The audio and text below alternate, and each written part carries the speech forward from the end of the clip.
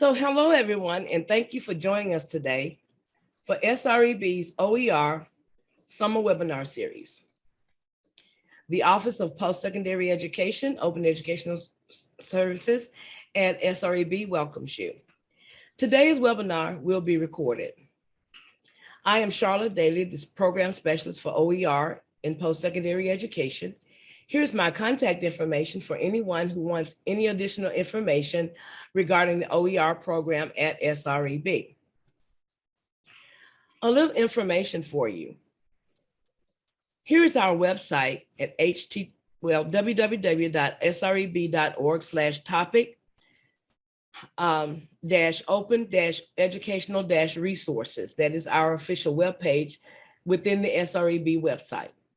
The OER program at SREB is funded by the William and Flora Hewlett Foundation in collaboration with Regional Education Compacts to form the National Consortium of Open Educational Resources. Shared discounts are available for Creative Commons contracts, for existing and custom licensing for professional learning opportunities. And this contract discount is offered to all members of MEC and its sister compacts throughout June 2023. For more information, here is the website for you can go to get information about this contract discount. I will drop it in the chat later on in the webinar. You're also welcome to visit our webpage to view publications, blog posts, news, and webinars. To register for future webinars, please visit www.sreb.org/webinars. We do have another webinar coming on July 20th, featuring Robbie Melton and the HBCU Affordable Learning Solutions Community Portal at Tennessee State University. During this webinar, Q&A is where you will drop your questions and we will answer them in the order in which they are received. Today's webinar will feature OpenStax, 10 years of publishing and the future of OER. And we'll be joined by Daniel Williamson. Thank you. I'm going to read a little bit of Daniel's bio before I bring him on. So be patient with me as I navigate this program. As Managing Director of OpenStax, Daniel Williamson leads the day-to-day operations of OpenStax, using his extensive experience in educational technology to guide content development, technology integration, and overall project coordination. At Rice University, a Rice University graduate and passionate advocate of improved access and equity in education, he has dedicated the past 14 years of his life to developing and leading education startups from idea to realization. During that time, he has staked a claim in many areas of specialization, including open education, content development, education technology policy, management, and quality assurance.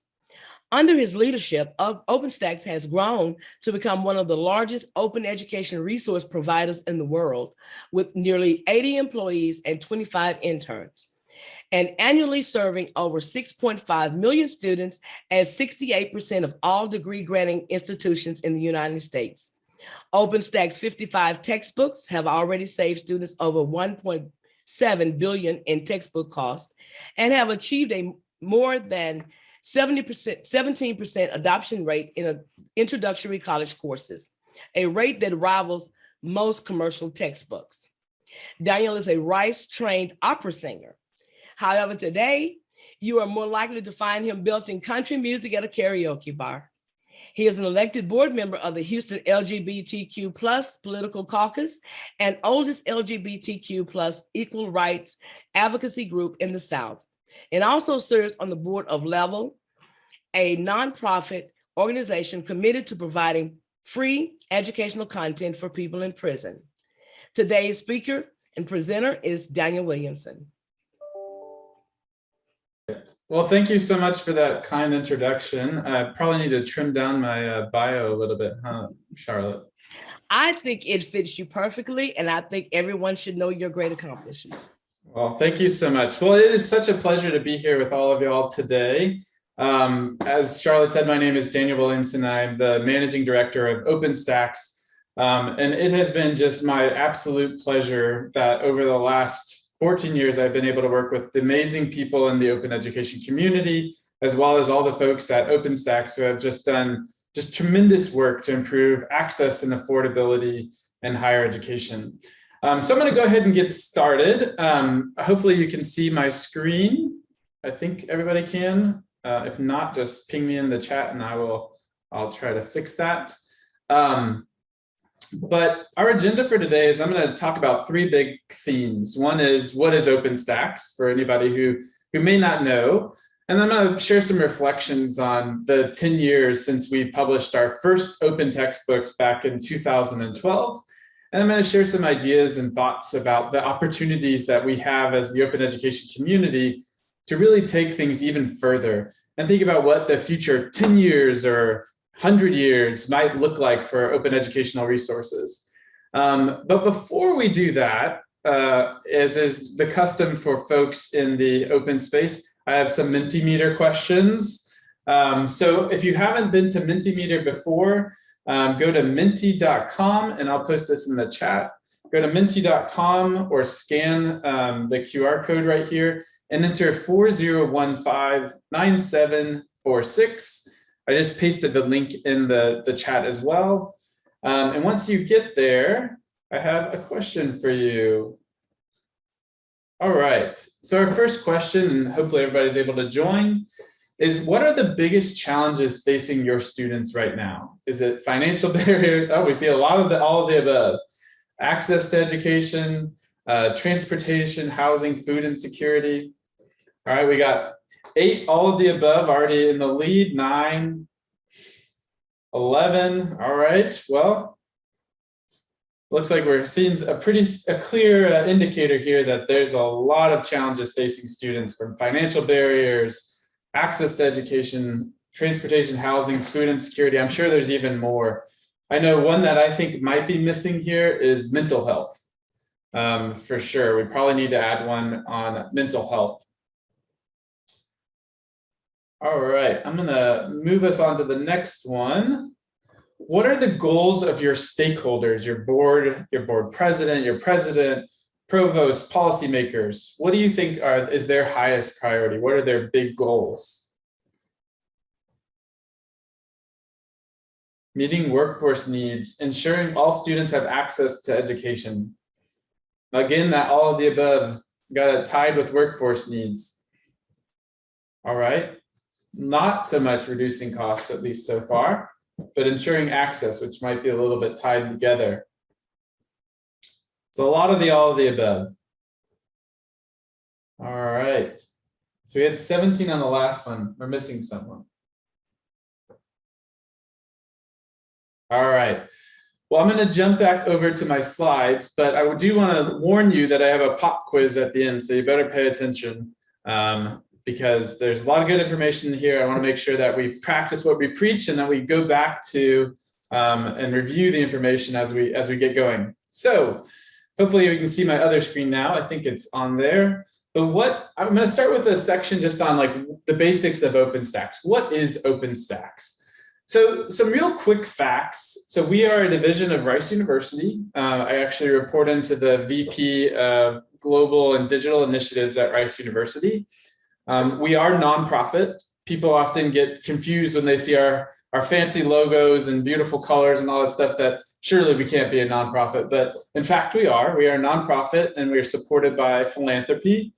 And we were founded actually back in 1999. We're founded by Richard Baraniuk, who is a faculty member at Rice University in the Electrical and Computer Engineering Department. And we started way back in 1999, actually not as OpenStax, but as Connections, which I'll talk a little bit more about in the future of these slides. So I always like to start with our mission. The reason why OpenStax exists is to improve educational access and learning for everyone. And our goal is really to make sure that we are helping all students succeed in their educational pursuits. We want to make sure that the students have the resources that they need, that they're not constantly asking the question, well, how am I going to afford that extra resource? And that we're also looking at ways to innovate within these resources to provide them with, more opportunity to encounter the materials in a way that's going to help them be successful. And we emphasize this word all because we are incredibly concerned with helping students that come from historically underrepresented backgrounds that have often been left out of or behind in our educational system. So our goal is really to make sure that we are improving educational access and improving learning for every single student. And so when we think about why, right? So today, too many students are not receiving the support and resources that they need to be successful in their educational pursuits. We think about three different aspects here. Affordability. We know that 38% of students that end up leaving higher education cite financial stress. We also know that students enter undergrad unprepared to complete their degree programs. 32.9% here. And then also students are also facing challenges where they don't feel like they belong. And this especially plagues our underrepresented students, our first generation students that really report that they have a lower sense of belonging than some of their white counterparts. And the way that we approach things at OpenStax is really a threefold cycle. So first is we focus on understanding. We understand what learners need most to success. We do this to succeed. We do this by doing deep research into understanding what's actually going to help students be most successful, by conducting user experience research, but also deep scientific research. We have a team of cognitive scientists that work on our staff and educational researchers that work on our staff that help us really discover best ways to improve practice. And then we think about ways that we incorporate this understanding into supporting students. We know that it's not enough just to hand students the textbooks, but we must be thinking about ways to create a richer and more effective learning experience that will support students throughout their learning. And then finally, we take all of this and we continue to grow the resources that we provide. Grow not only in terms of the library, right, all the different courses that we provide, but also the types of materials that we are providing. We know that students and instructors also need different levels of support depending upon where they are and what courses they might be teaching. So we provide a variety of different ancillaries that are available to help faculty and students succeed. So this is a very, very, very, very brief history of Connections and OpenStax. So we were, as I mentioned, founded back in 1999 as Connections. Connections was a repository where anyone could create educational content, publish it under an open license, adapt it using a variety of different tools, and then re-release that out to the community. It was one of the first of these kind of remixable OER 2.0, if you will, repositories where folks could come in and develop all this content and share it out broadly. The idea was that everyone has something to teach and everyone has something to learn. So let's make this open library and tool set fully available. So then in about 2008, we were seeing tremendous growth. There were tons of faculty that were using the site, millions of students every single month on the site using this content. Tons of content was being created.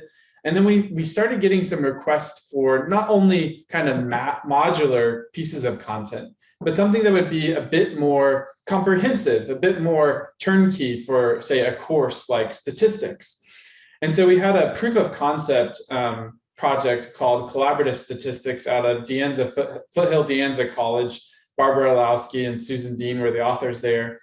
And what we did is we wanted to see, could we produce a textbook that was of the highest quality, that was openly licensed, that could be released in all of the various platforms and be made available so that students and instructors could kind of pick it up and use it.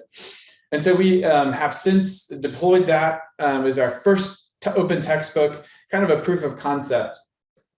And then fast forward to 2012, we published our first OpenStax book. So sort of using collaborative statistics as the model, we started to transition ourselves into being an actual textbook publisher.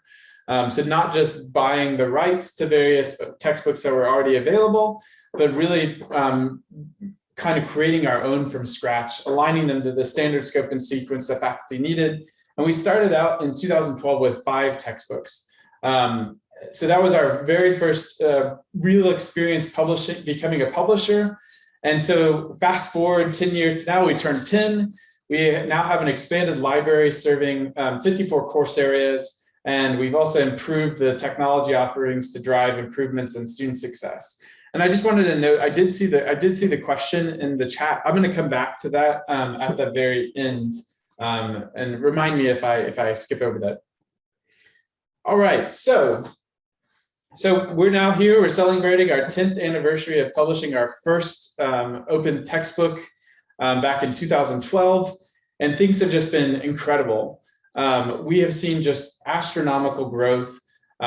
We are serving about 6.5 million students every single term. And since 2012, we've saved students $1.7 billion in textbooks cost.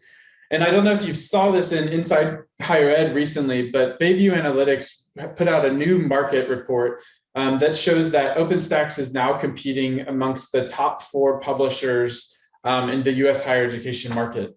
So it's Cengage, Pearson, Cengage, McGraw-Hill, and then OpenStax, which is incredible. Back in 2012, when we were starting out, we would be excited if we heard we're serving 1 million students, much less serving 6.5 million students. And I think what this really shows is that there's a huge demand for high quality, freely available, and openly licensed content that will really allow faculty members to take and implement this in a way that's going to be best suited for their students, that's going to be adaptable so that faculty members can move back and forth between digital and print offerings, and that faculty really want to take advantage of all the freedoms that are available to them from open educational resources. And so I think that this is just a tremendous, tremendous testament to the incredible work that our open community has done. This is not just OpenStax. This is everybody. Folks at SREB, folks at all of the various compacts, Open Textbook Network, Creative Commons, all of these various groups, Spark, have all been advocating and working towards improving the availability and affordability of educational content. And that we are seeing this really take off and become mainstream. So hopefully all of you advocates out there are patting yourself on the back, because this is incredible. This is incredible growth that we have seen. And now we're really we're just at the beginning, right? We're just at the tip of the iceberg in terms of how open educational resources can continue to transform education access and equity. So I mentioned that we have about 54 high quality titles that have been published so far. We also, just to give you a bit of the breakdown, so 45 of those are in post-secondary, 7 are K-12 titles, and we also have quite a few translations as well. We just completed a Spanish translation for 7 of our titles, and I think this might be a little bit inaccurate. I think we actually have some Polish translations in there as well. So it's constantly changing all the data, so I have to keep updating my slides. But nonetheless, you get a sense of kind of where all those various titles fit. Here are a couple of slides that kind of show the titles that are currently published. The ones that are starred, we believe to be the leading title in the post-secondary market, meaning they hold the largest market share. And then the green highlights are some of the top 20 gateway college courses. These are the ones that are highest enrolled, that also often lead to high drop-fail withdrawal rates. Those are areas that we are particularly focused on because we want to make sure that students are able to succeed beyond those courses. And so we're looking at opportunities to really drive deeper into providing the support that faculty and students need to really make those courses work for all. In development, so we have quite a few titles that are currently in development. The contemporary math, additive manufacturing. We also have an Algebra 1 title targeting middle school and high school. The reason we're doing that course is because we know that to be a big determinant of student success later on into college. as well as just succeeding and graduating from high school. We have several titles in the business areas, including principles of marketing, business computer applications, philosophy, world history, developmental psych, and the liberal arts. We're working on organic chemistry, which this is an exciting title because it's actually going to be with the previous market leading textbook author, which is going to be really, really exciting. And then also we're moving into computer and data science. So we know these areas to be incredibly high demand, and that as we continue to look at some of those needs that we saw in the Minty earlier, workforce skills are incredibly important. So these are going to be really, really important titles as we continue to move forward and continue to build out our content. So at OpenStax, we know that there's just tons of different ways that you can get access to the content, and that students like to have the content in their hands in any device at any time, right? They don't want to be just lugging around a physical textbook. They don't want to only have it on their laptop. They also want it on their phone. And so we have a variety of different ways for students and faculty to access and use the resources that are available. So of course, you can see on this little laptop screen here, you can view it online. You can download an app and use it in an app. You can download the PDF and have that saved to your hard drive, so it's with you wherever you go. If you want print, there is print available. And then we also have it available for some titles in iBooks and on Kindle. And so these are all the great ways for students to get in there and access it. Also for faculty to go in. Our favorite place is for people to use it online, because you can download or you can create notes and highlights for yourself, save that to your account. And that's also where we keep the most up-to-date place, where we keep all of our edits flowing in, our errata flowing in, so that we can keep the content up to date and getting better and better every single day. But we also know that instructors want a bunch of other resources that aren't just the textbook. One of the things we saw in the pandemic was faculty really wanted to have the content right in their learning management system, so that they could serve it to students really easily without a lot of fuss. And so we built out these various course cartridges for Canvas, Blackboard, and D2L. We also have a variety of different resources like PowerPoint slides, instructor answer guides, errata release notes, multiple choice test banks, things of that nature. These are not openly licensed, most of them, because we do try to protect the integrity of things like instructor answer guides. We don't want students to go and just post them onto Reddit or wherever and not have any recourse of getting those down. And so what we do is we actually request that faculty members sign up for an instructor account. And that once they are approved, it's usually a very quick and seamless process. Once they are approved, you'll be able to log in and undownload all of these various resources.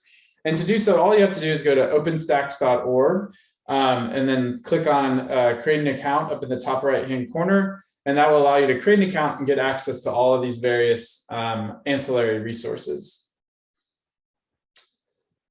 Okay, so back in the very beginning at OpenStax, we started seeing that, so Lori asked a quick question I just want to clarify. So she asked if the ancillaries are not openly licensed. So not all of them are openly licensed. The instructor solution manuals, the answers to the test banks, those types of things are copyrighted. And the reason we do that is to make sure that we have a recourse to pull those down if they're posted to a site and students are using it to cheat or otherwise, not follow the rules. Hopefully that clarifies. So back in the very beginning with OpenStax, one of the things that we heard from faculty members was one of the things that kept them from adopting open educational resources was not having an accompanying online homework system or something of that nature to use with their course. That they were used to using, say, WebAssign or some other tool like that, and that if they couldn't get that with an open educational resource, then they weren't interested. And so we knew that we couldn't build it all ourselves. So instead, what we did is we created an OpenStax Ally program. This is basically a partnership program where various companies and organizations partner with OpenStax to provide online homework systems totally optional, not required, but as an additional supplement on top of the textbooks. And so we have now over 54 of these partners available. It's beneficial to us from a variety of different reasons. One, it's meeting the needs of faculty that want these types of resources. And two, it's also when a sale is made of these resources, because most of them are not free, a portion of the proceeds comes back to support OpenStax to allow us to keep the lights on, to keep our content up to date, and make sure that we are continuing to support our faculty and instructors that are adopting our textbooks. So the Ally program is an optional program where anybody can come in and see if there's an online homework system available with one of their textbooks, and they can choose to adopt that, and their students would pay for it like they would a typical online homework system available from another publisher. But this is just a great way. One of the things that I think is so important about this on the Ally program is that previously with traditional publishers, it was our textbook with our learning online homework system, which meant there was zero competition. And in the OpenStax Ally program, these ecosystem partners have to compete, right? Because you can use a variety of different platforms with an open textbook. And so usually there are 2 to 3, maybe 5 different platforms that are competing for business, which allows us to help keep prices low for students. And faculty are having to compete, or not faculty, these companies are having to compete on their features and the quality of their product, not just what textbook it's aligned to. We also have built out an incredible program through our institutional partner program. And this is a 1-year intensive partnership where we work directly with these various institutions to build out a variety of different tactics and a strategic plan to support driving adoption and usage of open educational resources on their campus. We recently hired a new director for our institutional partner program, who you may know, Tanya Spilavoy. So she's the new director of our institutional partner program. These applications open up typically in the spring of each year. So we just started our current cohort, but it will open back up in spring of next year. So keep an eye out. If you're interested, ping me and we can talk and see when that next application program opens. But this is a really tremendous program. It's a way for people to build out their strategic plans around open educational resources. And we've seen just tremendous results where faculty and institutions are able to see tremendous growth in terms of adoption of resources on their campus. So when we talk about impact, I often like to think about like student stories, right? It's not just about the numbers. It's not just about the dollar saved, but it's also about how we're reducing stress on students' lives. The financial burdens of going to college are great enough, but it also just helps knowing that that you don't have to encounter that textbook cost, but that we can also provide students with more interactive, deeper learning experiences that will really, really help them succeed. I love getting emails from our students saying, just thank you so much for all of the work that you are doing to make sure that I can afford college, that I don't have an added burden attached to my tuition bill. And this really goes out to all of y'all as well, because the work that you do impacts students like Ariuna, really helps alleviate those burdens, really helps them know that they are supported. And so I just want to first thank you all for all the incredible work that you are doing.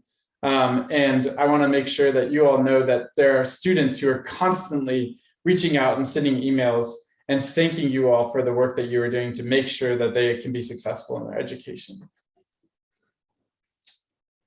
So at this time, I want to share a little bit of some lessons learned over the past 10 years.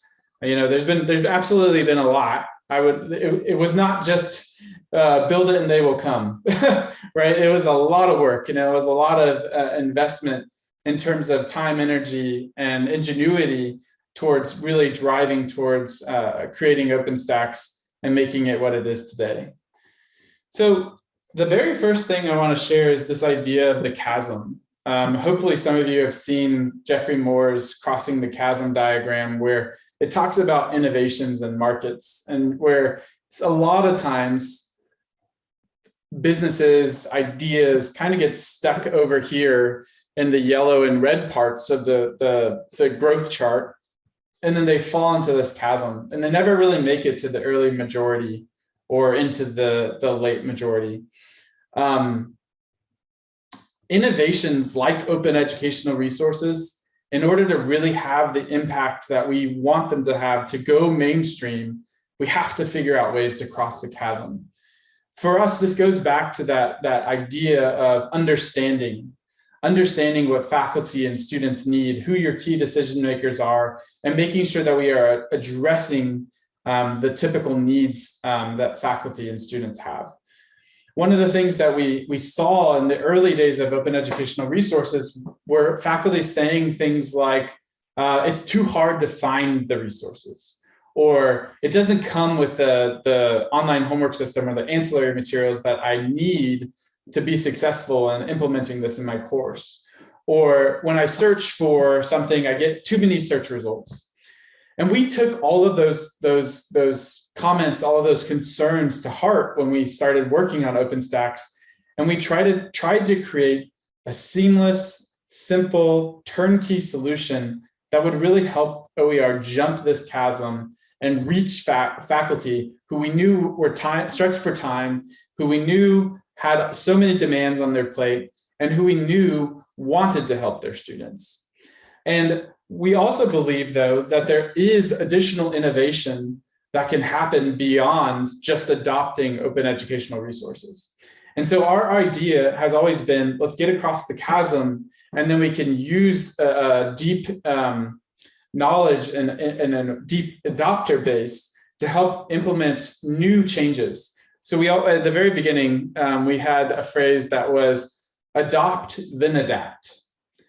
Start out with something that was at that 80 to 90% level, and then give faculty the tools and the freedom to actually take and adapt all of those resources so that they could be perfect, that they could take advantage of the open license that's associated with open educational resources. And it's been incredibly successful. To see the amount of work that faculty have put into these resources, to see the errata coming back in where they're telling us how we can make our content better, to see the interest in making the content more culturally inclusive has been absolutely stunning.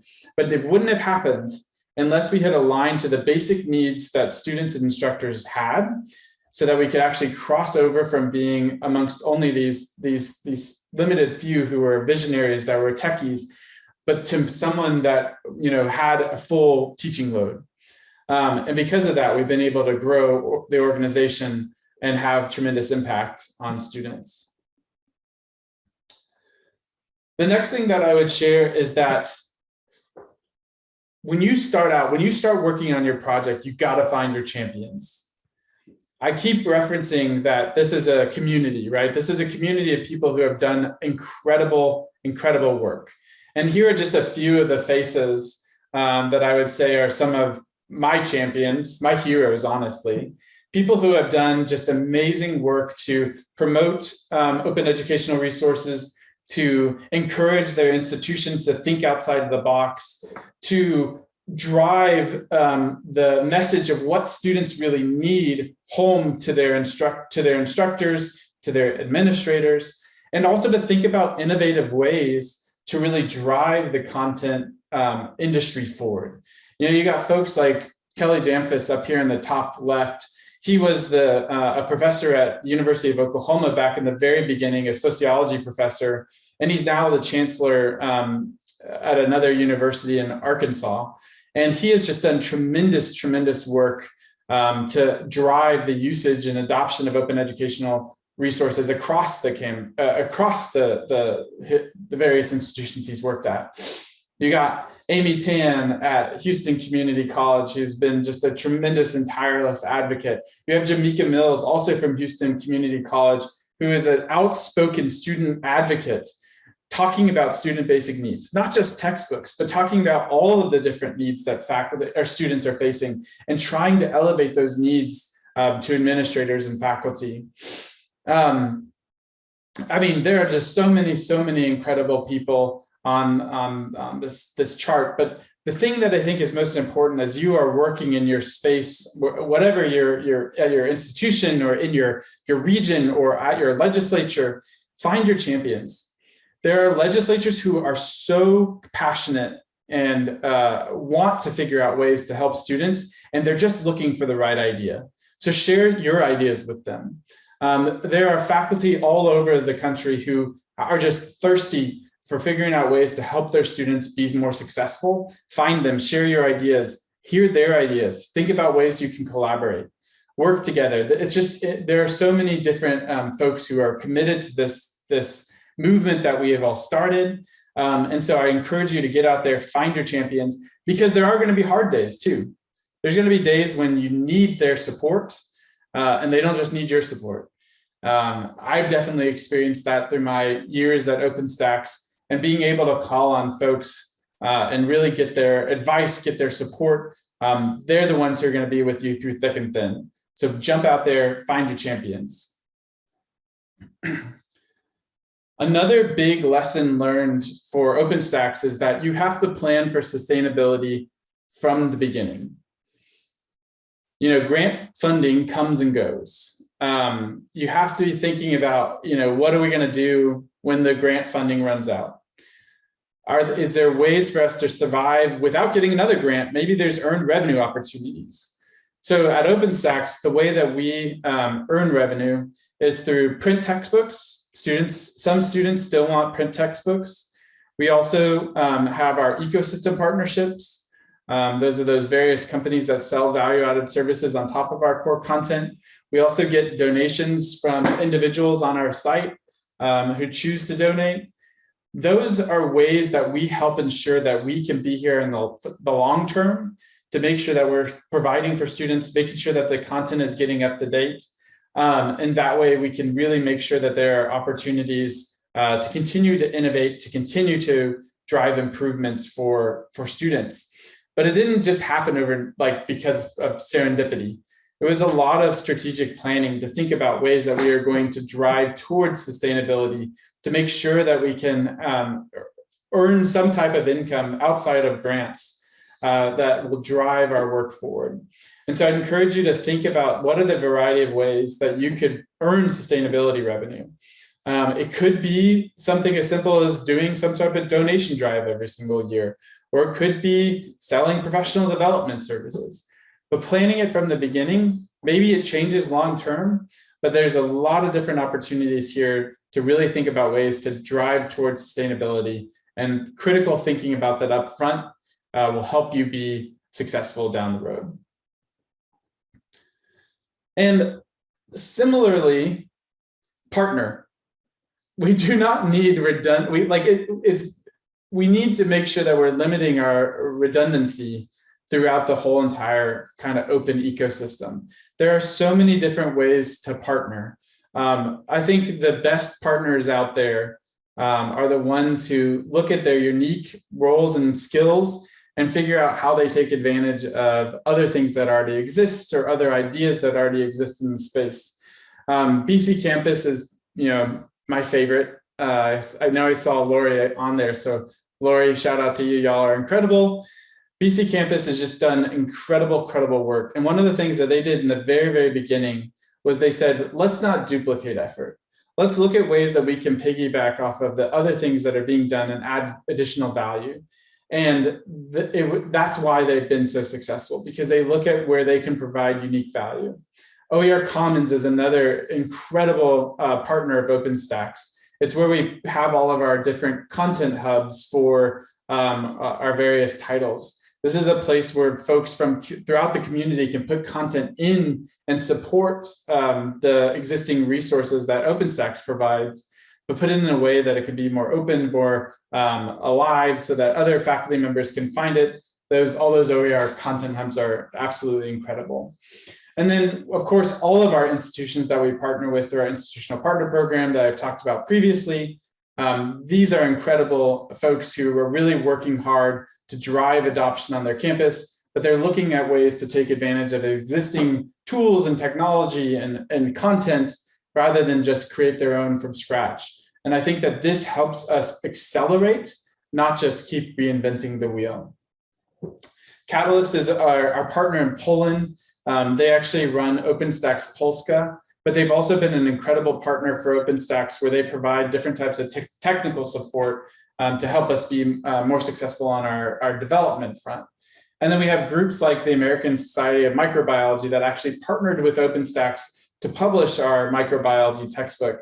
These are just a few examples of partnerships that we have. We have tons and tons available. But I guess what I'm sharing here is that I really encourage you all, when you're starting an initiative or you're in the middle of an initiative and you're thinking about new opportunities, think about ways to partner first. Think about what you can provide uniquely to your students and instructors, and then think about other ways that you might be able to partner to offset some of those other challenges or challenging costs or opportunities with other institutions or organizations. So the final thing that I wanted to share is, being an education organization, we have to get students involved. They are our biggest stakeholder. These are the folks who are going to tell you how it is. They're going to tell you what they really need. They're going to tell you what works and what doesn't work. And I have had the absolute most amazing privilege of working with some of the most incredible student advocates out there.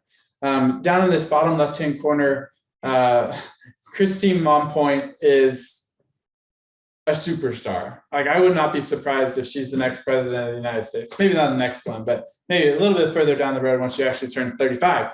But she is just an incredible advocate. She went from working in her bookstore at Follett at Houston Community College, and then became an advocate for students when she saw some of the challenging things that her other students were facing. And so she has since become a huge advocate for open educational resources. She was in Austin back in 2019, advocating for, 21, advocating for improved transparency of textbook pricing programs. And she's just been an incredible, incredible advocate. Winnie Zhang, who was also in Houston Community College, was an incredible advocate as well. Now she's in law school. Just get students involved. They can tell you what they need. They'll tell you how to make your work more successful. And they tell such incredible stories, so much better than I could ever tell, right? They are your best friends. They are your best advocates, and they're going to help keep you grounded. So get students involved. All right, so we're getting towards the end of our talk, but I want to talk a little bit about the future, because there's so much more on the horizon. This is just the tip of the iceberg in terms of what Open can do. So we want to help students succeed. One way we've done that is by providing freely available open content that looks a lot like the traditional textbook publisher content. But our goal is to move beyond that. It's to create the best open learning library there is. And we believe we can do that by leveraging the art of inclusion and the science of human learning. So coming back to these pillars of our work, understanding, supporting, and growing our tools and resources, we have to focus on these various resources. So I want to share a little bit about how we're doing this. So we focus on understanding learners, and we ask a bunch of questions, but three that I think are really important is: who is the learner? What do they learn? And how do they learn? So we're part of a group out of the Institute for Education Sciences here in the United States, in a group called SREB, where we built out a research infrastructure to securely study human learning and build on all of this work as we continue to scale this work into our tools. And so this is a really incredible and exciting opportunity. We built out this tool we called Kinetic. And what Kinetic is a research infrastructure and experimental environment to securely study human learning. We're leveraging this as part of a major grant for a big research infrastructure program, but it's really aimed at understanding how humans learn. And we ask all these difficult questions because we believe that understanding and learning is critical to driving improvement and personalizing it for students. So this is you'll see this at the bottom of various OpenStax pages. It's a way that students can opt in and participate in various research studies that then allow us to better understand learners, better understand how our tools impact learners, and think about ways to continue to drive improvements in our understanding of learning, but also in how our tools support that learning. We're continuing to grow out the library. I've talked about this already, but we have quite a few different titles that are in development, 19 to be exact. And I want to talk a little bit about this nursing program. So one, this is pending, it's not final yet, but the idea behind this nursing program is we know that there's a huge shortage of nurses in the United States, brought on by the pandemic, but also prior to that. We also know that there's a new curriculum framework that's being released out of the American Association of Colleges of Nursing, the AACN Essentials. And so there's not a lot of resources that are aligned to those tools or that new curriculum framework. And so we are in the final stages of this nursing, or negotiating the contract for this nursing program. And so we're really excited about getting started on that work. We're also really thankful to be part of the Open Textbook Pilot Program out of the Department of Ed. So we're creating a bunch of different textbook, or one new textbook and a bunch of various ancillaries supporting data science and computer science program. And I'm going to zoom through this a little bit in order to make sure I have time for questions at the end. But really, the thing that, in addition to building out all these new titles and thinking about understanding students, what we really want to do is focus on improving student success by providing new types of experiences within our content. Not just text, not just images, but thinking about ways that we can drive towards improved preparedness and proficiency, and by doing this by focusing on richer learning experiences within our content and products. So we're going to be working on providing deeper co-requisite supports throughout our textbooks. What this means is that most of you are probably familiar with the co-requisite idea, but we know that students show up to class unprepared for a lot of their courses, whether it's math and language arts, which is covered by typical co-requisite models, or maybe it's biology, or maybe it's physics. So we're looking at ways to integrate and accelerate different opportunities for students to help them overcome cognitive or non-cognitive gaps. So providing them with just-in-time opportunities to remediate, or just-in-time opportunities to refresh on some of those skills they might need, but may not be totally prepared to engage with. We're also working on becoming more engaging. So students require, these more meaningful, engaging, interactive experiences.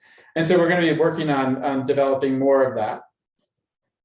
And then we're also focusing on fostering belonging, diversity, driving civility in all of our resources by creating more inclusive resources. And all of these different goals will help us really transform the learning materials market. Not just being a textbook replacement, but being something that's better, that's deeper, that's more inclusive, that's more supportive of students. So really just recapping what we just shared, we know that this falls on both sides of the divide. We need to be able to provide students with all these various things, but we also need to make sure that we're supporting educators as they're engaging with our new materials, because it's not just something that's going to be, common for them to engage with. Thinking about ways to provide co-requisite remediation for students as they're going through various courses, the opportunity to refresh on key prerequisite knowledge. These are all challenges. Thinking about ways to create an inclusive classroom, how to use inclusive resources. These are things that are challenging for a lot of educators. And so we need to be building out strategies to really support students and support the educators that are working with them. And so just to look a little bit ahead, right? So we want to talk about this co-requisite support. We think that this is an incredible opportunity by providing just-in-time review materials that we can help students be supported to be successful in their class. So we're looking at ways to provide, integrated review of foundational concepts as you're going through different complex or more advanced programs. We're working on making sure we have the background on related and supported knowledge, making sure that they can quickly refresh themselves or get caught up if they need that.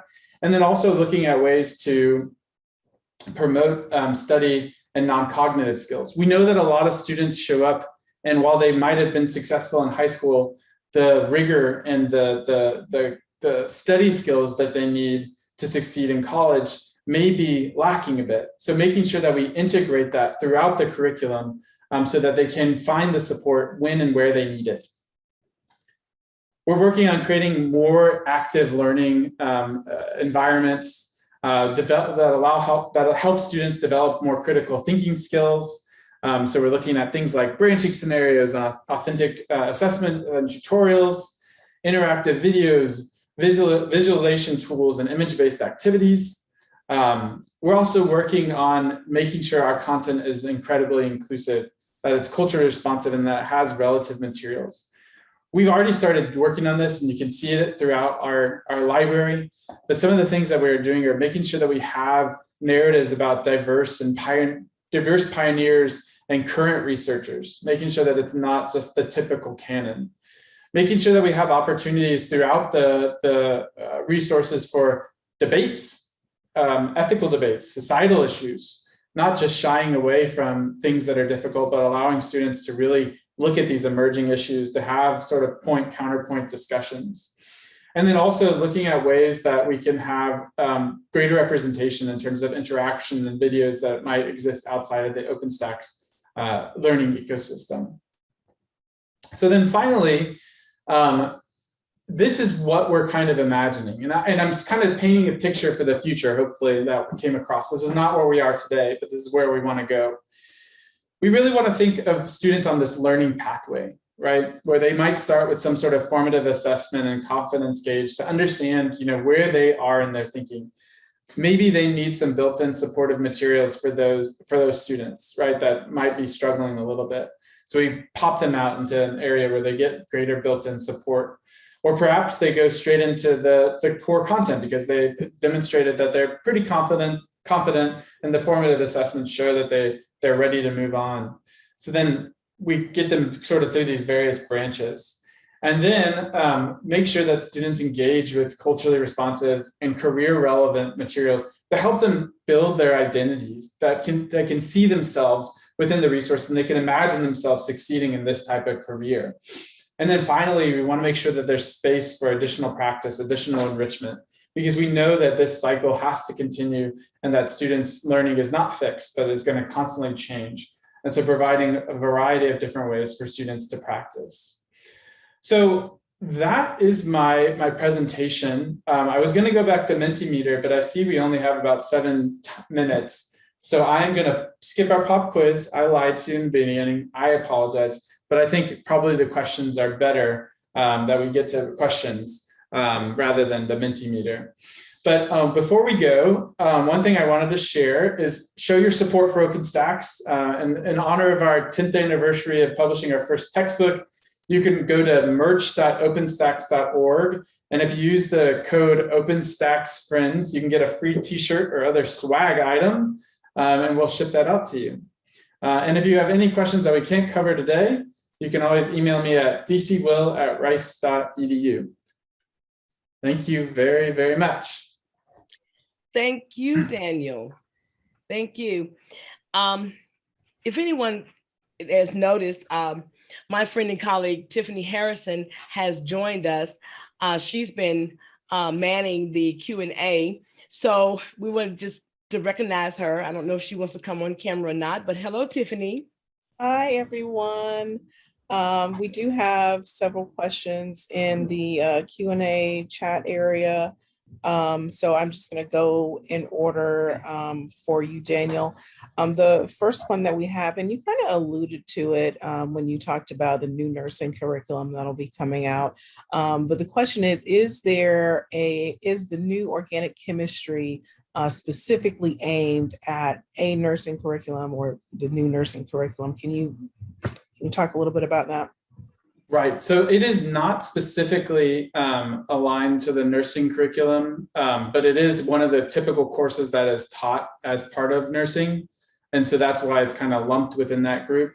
I'll need to check with our editorial director on if there's anything that would make it specifically aligned, but I'm pretty certain it's not. It's actually based off John McMurray's previous titles. So there's an existing version of this book already out there. I think it was published by Cengage, and we've since acquired the rights. And so it should be general interest. Okay, thank you. The next question we have is, do you have a process in place for ongoing textbook updates and revisions in the years after an open textbook is published? Yeah, that's a fantastic question. So I'm actually going to share my screen real quick. So one of the things that we do, I'm actually going to go back here real quick. So one of the things that we do is we do release new editions. And these new editions come usually 2 to 3 years after the initial publication, but it's highly variable based on the specific subject. So certain subjects change, pretty frequently. Let me see, there's probably American Government 3E, Sociology 3E, have all been through 3 editions so far. The way that this works, and I'll just pop out and show you, is what we do is we constantly collect errata from our adopters and other users. And so you can actually go into any book, you just go to subject, select whatever subject you want to look at, then select the book. And on the book details page, there's this errata list. This errata list will show every single thing that has been filed by any person that had an issue with the book. You can look at what's in review, what's been reviewed, and what's been corrected. And so every single time we collect all this information, we send it out to subject matter expert review, and then that content is then updated. So if in most years, what we do is just correct things like typos and errors and things that are not pedagogically significant. But in the subsequent editions, what we've done is we collect a variety of different sort of opinion feedback, like perhaps there's a better way of teaching this, or perhaps the field has moved forward. And we take those and we do a more extensive editorial review. So those resources are going through a much deeper kind of editorial update than your typical errata update. And that's what warrants the review, the subsequent edition. So hopefully that answers that question. Awesome.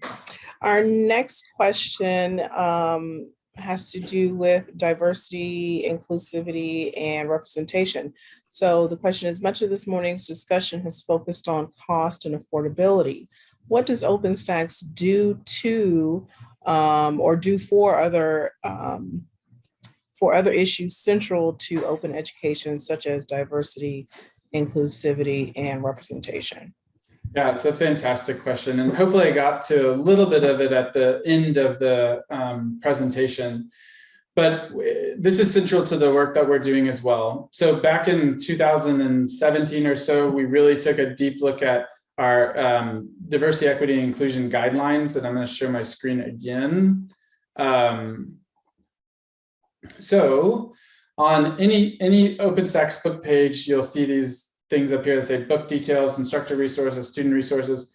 In the instructor resources page, there's on every single title, there's a thing that says diversity, representation, development guidelines.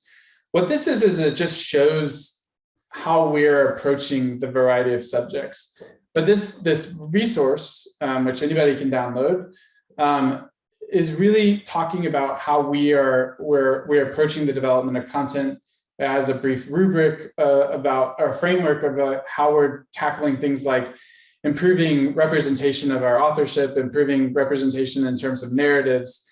But this has become this is a really big focus for OpenStax. We have sought to really drive improvements in terms of the representation of our authorship. We've been very intentional about building out exciting new opportunities for highlighting trailblazers, as we're calling them.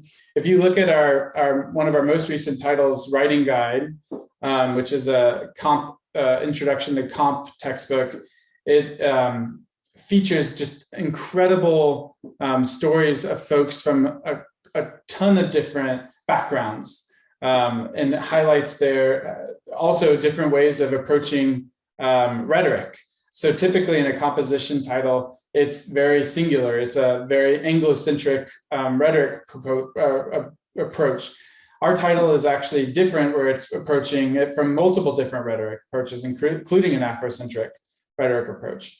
So we've done a lot of work here. We've also partnered with a bunch of different groups in various organizations, like the American Biological Association, I think it's right, and to talk about ways that we make sure that we have inclusive pronouns, inclusive representation of folks who, in terms of medical terminology, right? Because it's not just a pregnant woman, but it can also be a pregnant person.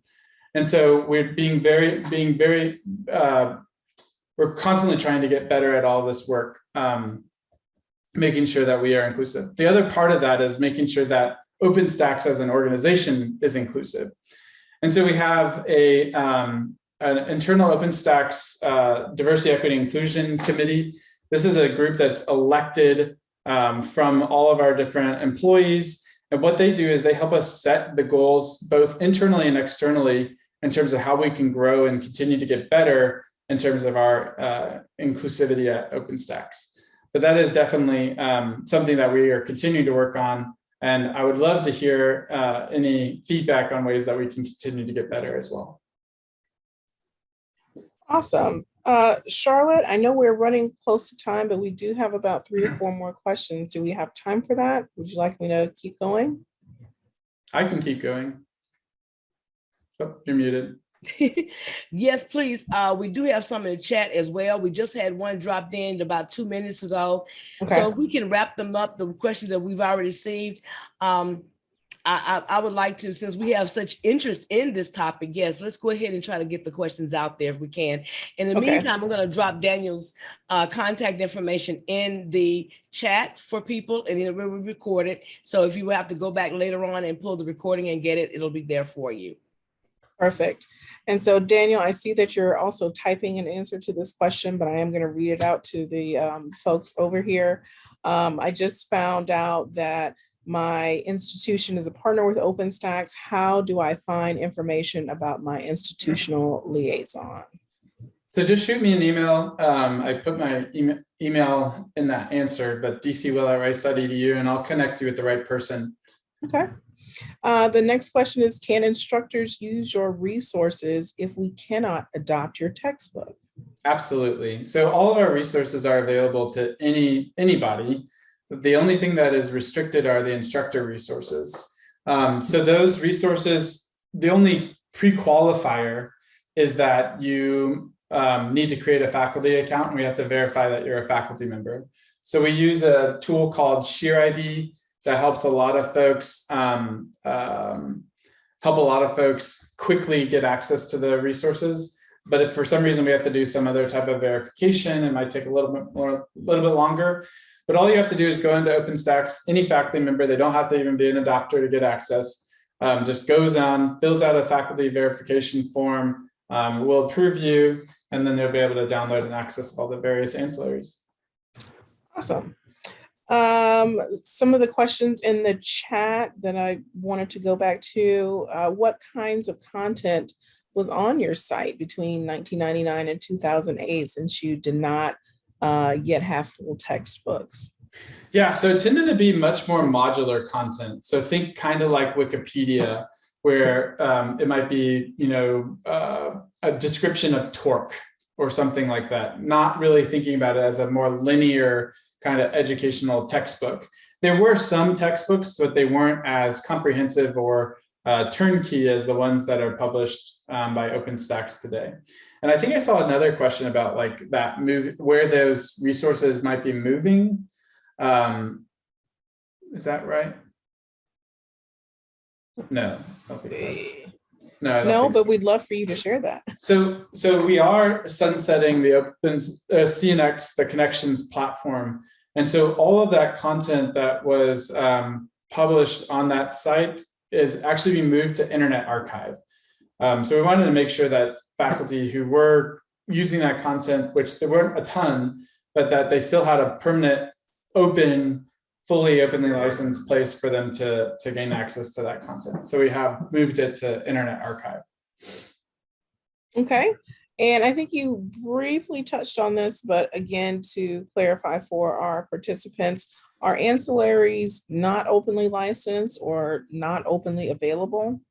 So the ancillary resources like instructor test banks and solutions manuals are not openly licensed. They are copyrighted. And the reason they are copyrighted is because we don't want students just going out and posting them on Reddit or anywhere like that if they get access to them and then compromising the integrity of those resources. And so this, by keeping it copyrighted, we have the ability to kind of pull down those, ask that they be pulled down.